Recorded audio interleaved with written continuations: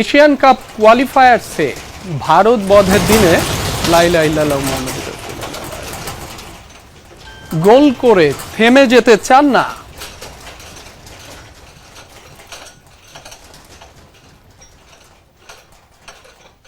দর্শক, এই মুহূর্তে কিছুটা ভূমিকম্প অনুভূত হয়েছে, বড় আকারেরই হতে পারে। কয় মাত্রার ভূমিকম্প সেটি হয়তো কিছুক্ষণের মধ্যেই জানা যাবে।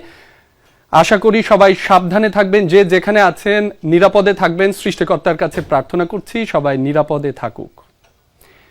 ফিরছি আবারও খেলার খবরে। এশিয়ান কাপ কোয়ালিফায়ার্সে ভারত বধের দিনে গোল করে থেমে যেতে চান না শেখ মুরসালিন। গোলের ক্ষুধা বাড়িয়ে জাতীয় দলকে সাফল্যের উচ্চতায় নিয়ে যাওয়ার প্রত্যয় এই অ্যাটাকিং মিডফিল্ডারের।